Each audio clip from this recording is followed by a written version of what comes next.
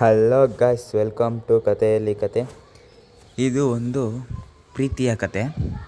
ನೆನಪಿನ ಮಳೆ ಮತ್ತು ಪ್ರೀತಿಯ ಬಂಧ. ಮಳೆಗಾಲದ ಆ ಸಾಯಂಕಾಲ ಬೆಂಗಳೂರಿನ MG ರಸ್ತೆಯ ಬಸ್ ತಂಗುದಾಣದಲ್ಲಿ ಜನರ ಗಡಿಬಿಡಿ ಇತ್ತು. ಜೋರಾಗಿ ಸುರಿಯುತ್ತಿದ್ದ ಮಳೆಗೆ ಎಲ್ಲರೂ ಆಸರೆ ಹುಡುಕುತ್ತಿದ್ದಾಗ ಆಕಾಶ್ ತನ್ನ ಛತ್ರಿಯಲ್ಲಿ ನಿಂತಿದ್ದ.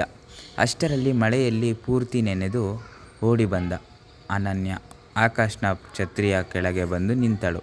ಸ್ವಲ್ಪ ಛತ್ರಿ ಹಂಚಿಕೊಳ್ಳುತ್ತೀರಾ ಎಂದು ಆಕೆ ಮುಗ್ಧತೆಯಿಂದ ಕೇಳಿದಾಗ ಆಕಾಶ್ಗೆ ಸಮಯವೇ ನಿಂತು ಹೋದ ಅನುಭವವಾಯಿತು. ಆ ಒಂದು ಮಳೆಯ ಸಾಯಂಕಾಲ ಅವರ ನಡುವೆ ಸುಂದರವಾದ ಸಂಭಾಷಣೆಯನ್ನು ಹುಟ್ಟುಹಾಕಿತ್ತು. ಫಿಲ್ಟರ್ ಕಾಫಿ ಮತ್ತು ಹಳೆಯ ಕನ್ನಡ ಹಾಡುಗಳೆಂದರೆ ಪ್ರಾಣ. ದಿನಗಳು ಕಳೆಯುತ್ತಿದ್ದಂತೆ ಸಂಭಾಷಣೆಗಳು ಬೆಳೆದವು. ಪರಿಚಯವು ಸ್ನೇಹಿತನಾಯಿತು. ಆ ಸ್ನೇಹ ಮೇಲೇನೆ ಆಳವಾದ ಪ್ರೀತಿಯಾಗಿ ಬದಲಾಯಿತು. ಕಬ್ಬನ್ ಪಾರ್ಕಿನ ಹಸಿರು, ಮಲ್ಲೇಶ್ವರಂನ ಕಾಫಿ ಅಂಗಡಿಗಳು ಮತ್ತು ಮಳೆಗಾಲದ ಸಾಲು ಸಾಲು ನೆನಪುಗಳು ಅವರ ಪ್ರೀತಿಯ ಸಾಕ್ಷ್ಯವಾಗಿದ್ದವು. ಆದರೆ ಜೀವನದಲ್ಲಿ ಪ್ರತಿಯೊಂದು ಹಂತವೂ ನಾನಾವೊಂದು ಕೊಡುವಂತೆ ಇರುವುದಿಲ್ಲ. ಅನನ್ಯಗೆ ಉನ್ನತ ಶಿಕ್ಷಣಕ್ಕಾಗಿ ವಿದೇಶಕ್ಕೆ ಹೋಗುವ ಅವಕಾಶ ಸಿಕ್ಕಿತು.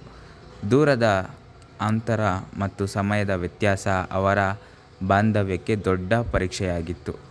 ಹೊರಡುವ ಮುನ್ನ ಅನನ್ಯ, ನಮ್ಮ ಪ್ರೀತಿ ನಿಜವಾಗಿದ್ದರೆ ಕಾಲ ಮತ್ತು ದೂರ ನಮ್ಮನ್ನು ಎಂದಿಗೂ ಬೇರ್ಪಡಿಸಲು ಸಾಧ್ಯವಿಲ್ಲ ಎಂದು ಹೇಳಿ ಹೊರಟಿದಳು.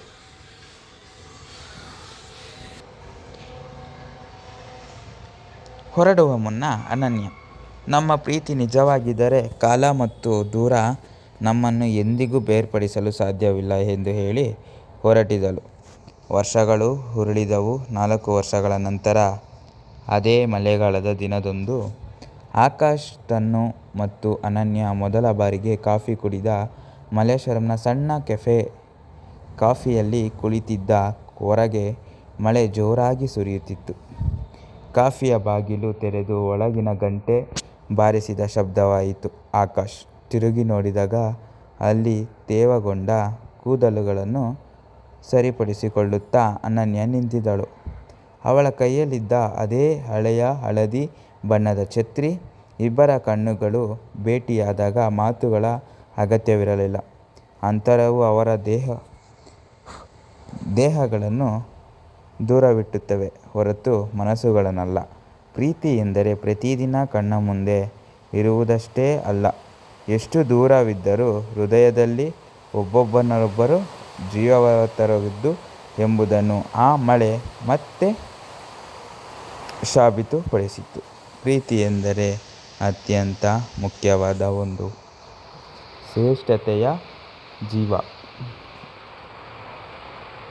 ಧನ್ಯವಾದಗಳು.